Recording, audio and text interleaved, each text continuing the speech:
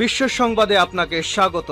শুরুতেই জানাবো হাতে পাওয়া সর্বশেষ আন্তর্জাতিক সংবাদের শিরোনাম, পরে বিস্তারিত। জানিয়ে দেব এই মুহূর্তে হাতে পাওয়া সর্বশেষ গুরুত্বপূর্ণ আন্তর্জাতিক সংবাদ। ইরান ইসরায়েল ফিলিস্তিনি ত্রিমুখী যুদ্ধ চলছে। শুরুতেই থাকছে নেতানিয়াহুকে গ্রেপ্তারের আহ্বান মার্কিন কংগ্রেস ওমেনের। ফিলিস্তিনের অবরুদ্ধ গাজা উপত্যকায় বর্বর আগ্রাসন ও গণহত্যা চালানোর অপরাধে ইসরায়েলের প্রধানমন্ত্রী নেতানিয়াহুর বিরুদ্ধে গ্রেপ্তারি পরোয়ানা জারি করতে আন্তর্জাতিক অপরাধ আদালতের প্রতি আহ্বান জানিয়েছেন মার্কিন কংগ্রেস ওমেন রাশিদা তালিব। এবারে জানাবো লেবাননের ইসলামী প্রতিরোধ আন্দোলন হিজবুল্লাহর মহাসচিব সাইদ হাসান নাসরুল্লাহ বলেছেন, গাজা যুদ্ধ শুরুর পর থেকে এ পর্যন্ত আঞ্চলিক প্রতিরোধ যোদ্ধাদের হামলায় অন্তত ১৫০০ দখলদার ইসরায়েলি সেনা নিহত হয়েছে। জানাবো গাজায় যাওয়া ফিলিস্তিনিদের জন্য ত্রাণ ফেলে দিচ্ছে ইসরায়েলিরা। এদিকে গাজায় চালানো আগ্রাসনকে কেন্দ্র করে প্রতিবেশী দেশ মিশরের সঙ্গে সম্পর্কের ফাটল তৈরি হয়েছে ইসরায়েলের। এমনকি তেল আবিব থেকে রাষ্ট্রদূত প্রত্যাহার করার মতো সিদ্ধান্ত নেওয়ার কথা ভাবছে কায়রো। জানিয়ে দেব একটি গুরুত্বপূর্ণ সংবাদ, নেতানিয়াহুকে থামাতে যে লোভ দেখাচ্ছে আমেরিকা। এবং সর্বশেষ জানাবো এবার মার্কিন নিষেধাজ্ঞার মুখে পড়তে পারে ভারত। পাকিস্তান ইরান সীমান্তের কাছে অবস্থিত চাহার বন্দর উন্নয়নে ভারত ২০১৬ সাল থেকে ইরানের সঙ্গে একটি চুক্তি স্বাক্ষর করে। গতকাল সোমবার সেই বন্দরে আবারও উন্নয়নের উদ্দেশ্যে চুক্তির মেয়াদ আরও ১০ বছর বাড়িয়ে নবায়ন করা হয়েছে। চুক্তি স্বাক্ষর করবার কয়েক ঘন্টার মধ্যেই মার্কিন যুক্তরাষ্ট্র ইরানের সাথে ব্যবসায়িক চুক্তি করা যে কোনো দেশকে নিষেধাজ্ঞার বিষয়ে সতর্ক দিয়েছে। এতক্ষণ শিরোনাম শুনছিলেন, এবার বিস্তারিত। প্রিয় দর্শক, আপনি যদি এই চ্যানেলে নতুন হয়ে থাকেন, ভিডিওটি দেখতে দেখতে চ্যানেলটি সাবস্ক্রাইব করে আমাদের সঙ্গে থাকুন। আর এই ভিডিও সম্পর্কে আপনি আপনার মূল্যবান মতামতটি কমেন্ট বক্সে জানিয়ে দিন। আর হ্যাঁ প্রিয় দর্শক, জানিয়ে দিন ভিডিওটি কোথা থেকে দেখছেন। নেতানিয়াহুকে গ্রেপ্তারের আহ্বান মার্কিন কংগ্রেস ওমেনের। ফিলিস্তিনের অবরুদ্ধ গাজা উপত্যকায় বর্বর আগ্রাসন ও গণহত্যা চালানোর অপরাধে ইসরায়েলের প্রধানমন্ত্রী বেঞ্জামিন নেতানিয়াহুর বিরুদ্ধে গ্রেপ্তারি পরোয়ানা জারি করতে আন্তর্জাতিক অপরাধ আদালতের প্রতি আহ্বান জানিয়েছেন মার্কিন কংগ্রেস ওমেন রাশিদা তালিব। ইসরায়েল যখন বিশ্ব সম্প্রদায়ের পরামর্শ উপেক্ষা করে গাজা উপত্যকায় ঘনবসতিপূর্ণ রাফায় আগ্রাসন শুরু করেছে, তখন রাশিদা তালিব এই আহ্বান জানিয়েছেন। তিনি বলেন, গাজায় গণহত্যার জন্য চূড়ান্তভাবে ইসরায়েলের প্রধানমন্ত্রী বেঞ্জামিন নেতানিয়াহু এবং অন্য সিনিয়র কর্মকর্তাদের জবাবদিহিতার আওতায় আনতে তাদের বিরুদ্ধে গ্রেপ্তারি পরোয়ানা জারি করার আহ্বান জানাচ্ছি। তিনি আরও বলেন, আন্তর্জাতিক জেনোসাইড কনভেনশনের আওতায় ইসরায়েল সুস্পষ্টভাবে আইন লঙ্ঘন করেছে, যার প্রমাণাদি রয়েছে। উল্লেখ্য, মার্কিন কংগ্রেসম্যানের নিম্নকক্ষ প্রতিনিধি পরিষদে রাশিদা তালিব হচ্ছেন একমাত্র ফিলিস্তিনি বংশোদ্ভূত আইন প্রণেতা, যিনি মধ্যপ্রাচ্যের বিভিন্ন ইস্যুতে মার্কিন কংগ্রেসের সরব ভূমিকা পালন করে আসছেন। নিহত হয়েছে ১৫০০ ইসরায়েলি সেনা। লেবাননের ইসলামী প্রতিরোধ আন্দোলন হিজবুল্লাহর মহাসচিব সাইদ হাসান নাসরুল্লাহ বলেছেন, গাজা যুদ্ধ শুরুর পর থেকে এ পর্যন্ত আঞ্চলিক প্রতিরোধ যোদ্ধাদের হামলায় অন্তত ১৫০০ দখলদার ইসরায়েলি সেনা নিহত হয়েছে। হাসান নাসরুল্লাহ উদ্ধৃতি দিয়ে খবর প্রকাশ করেছে প্রেস টিভি। সাম্প্রতিক সময়গুলোতে লেবানন ইসরায়েল সীমান্তে সংঘর্ষে নিহত দখলদার সেনাদের সংখ্যা এর মধ্যে অন্তর্ভুক্ত কিনা তা পরিষ্কার করেনি হিজবুল্লাহর মহাসচিব। গতকাল Hezbollah senior commander Mustafa Badreddine শাহাদাত বার্ষিকী উপলক্ষে দেওয়া ভাষণে এ তথ্য প্রকাশ করেন হাসান নাসরুল্লাহ। ২০১৬ সালে সিরিয়ার রাজধানী দামেস্কে ইহুদিবাদী ইসরায়েলের হামলায় শহীদ হন মোস্তফা বদরুদ্দিন। গাজার প্রতিরোধকামী যোদ্ধা এবং হিজবুল্লাহ রকেট ও ড্রোন হামলায় হতাহত ইসরায়েলিদের সেনাদের কথা গোপন রাখে নেতানিয়াহু সরকার। হিজবুল্লাহ মহাসচিব তার বক্তৃতায় আরও বলেন, গাজা উপত্যকায় ৩৫,০০০-এরও বেশি বেসামরিক নাগরিক হত্যা করলেও ইহুদিবাদী ইসরায়েলের তাদের ঘোষিত কোনো লক্ষ্য অর্জন করতে পারেনি। উল্লেখ্য, ৭ই অক্টোবর দক্ষিণ ইসরায়েলে হামলা করে ফিলিস্তিনি সশস্ত্র গোষ্ঠী হামাস। এ হামলায় ইসরায়েলি কর্তৃপক্ষের মতে ১,২০০ ফিলিস্তিনি নিহত হন। এর প্রতিক্রিয়ায় গাজায় নির্বিচারে হামলা শুরু করে ইসরায়েল। ইসরায়েলি সেনাদের হামলায় গাজায় এখন পর্যন্ত ৩৫,০০০-এরও বেশি নিরীহ ফিলিস্তিনি নিহত হয়েছেন। গাজায় নিহতের অর্ধেকেরই নারী ও শিশু। সেখানে প্রতি ১০ মিনিটে নিহত হচ্ছে একটি করে শিশু।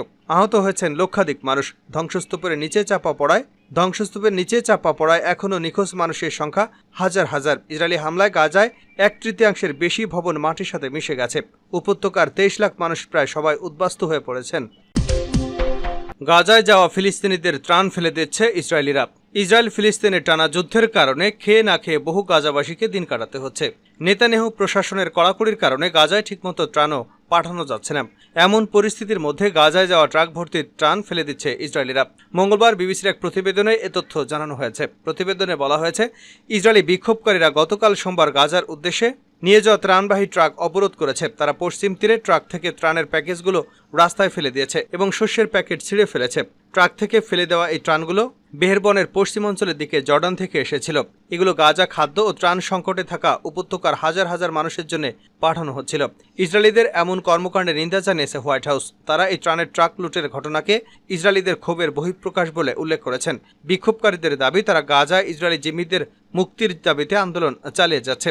সামাজিক যোগাযোগ মাধ্যমে ছড়িয়ে পড়া ভিডিওতে দেখা গেছে বিক্ষোভকারীরা লরি থেকে ত্রাণের বাক্স খুলে ফেলে দিচ্ছে। এছাড়া এগুলো পড়ে যাওয়ার পর তারা আবার ধাক্কা দিয়ে সরিয়ে দিচ্ছে। এছাড়া কিছু ভিডিওতে সন্ধ্যার দিকে গাড়িতে আগুন দিতে দেখা গেছে, যদিও এগুলো স্বাধীনভাবে যাচাই করতে পারেনি বিবিসি। ইসরায়েলি সংবাদ মাধ্যমের তথ্য মতে এই বিক্ষোভের জন্য টিজাব 9 গোষ্ঠী দায়ী। এই গোষ্ঠীটি ডানপন্থী হিসেবে উল্লেখ করা হয়েছে। তারা গাজায় ইসরায়েলি জিম্মি থাকা তাদের ত্রাণ সহায়তা বন্ধের দাবি জানিয়ে আসছে। বার্তা সংস্থা এপিকে এক বিক্ষোভকারী বলেন, তিনি সোমবার চেক পয়েন্টে ছিলেন কারণ তিনি শুনেছেন যে হামাসের জন্য ত্রাণবাহী ট্রাক আসছে। তাদের হাতে ইসরায়েলি সেনা সহ নাগরিকদের হত্যার শিকার হয়ে আসছে।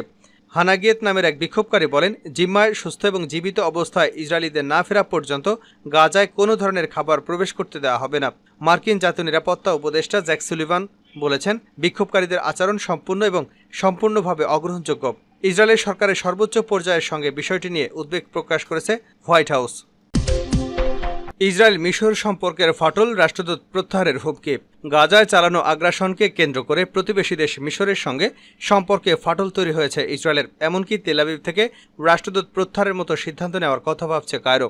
মার্কিন সংবাদ মাধ্যম ওয়াল স্ট্রিট জার্নালকে মিশরীয় কর্মকর্তা জানিয়েছেন, গাজায় ইসরায়েলি আগ্রাসন রাফায় দেশটির অভিযানকে কেন্দ্র করে দুদেশের মধ্যে মতভেদের বিষয়টি প্রকট আকার ধারণ করেছে। এ অবস্থায় ইসরায়েলের সঙ্গে কূটনৈতিক সম্পর্ক সীমিত করার কথা ভাবছে মিশর। বিশেষ করে গাজায় একটি যুদ্ধবিরতি বাস্তবায়নে ইসরায়েল বাধা হয়ে দাঁড়িয়েছে বলে মনে করে দেশটি। মিশরের রাষ্ট্রীয় সংবাদ মাধ্যম আল কায়রা নিউজ শনিবার এক প্রতিবেদনে জানিয়েছে, রাফাতে ইসরায়েলের অগ্রহণযোগ্য উত্তেজনা বৃদ্ধির কারণে ত্রাণ নিয়ে মিশর তাদের সঙ্গে কাজ করবে না। একটি সূত্র সংবাদ মাধ্যমটিকে জানিয়েছে, গাজায় মানবিক পরিস্থিতি বিপর্যয়ের জন্য শুধুমাত্র ইসরায়েলকেই দায়ী করেছে মিশর। ইসরায়েলের সঙ্গে কূটনৈতিক সম্পর্ক পুরোপুরি ছিন্ন না করে তা সীমিত করার কথা ভাবছে বলে জানিয়েছেন নাম প্রকাশে অনিচ্ছুক মিশরীয় কর্মকর্তারা। নাম প্রকাশে অনিচ্ছুক এক মিশরীয় কর্মকর্তা জানিয়েছেন, কায়রো ইসরায়েল থেকে রাষ্ট্রদূত প্রত্যাহারের বিষয়টি বিবেচনা করে দেখছে। তিনি আরও বলেন, তবে যতক্ষণ পর্যন্ত ইসরায়েলি বাহিনী রাফা ক্রসিংয়ে মিশর ও গাজার মধ্যকার সংযোগ পথ অবস্থান করবে, ততক্ষণ পর্যন্ত মিশর একটি ট্রাকও রাফায় পাঠাবে না। তবে রাফায় ত্রাণের ট্রাক পাঠাতে না পারলে সেটির ফলাফল কি হবে সে বিষয়ে কোনো মন্তব্য করতে পারেনি মিশরীয় কর্মকর্তারা।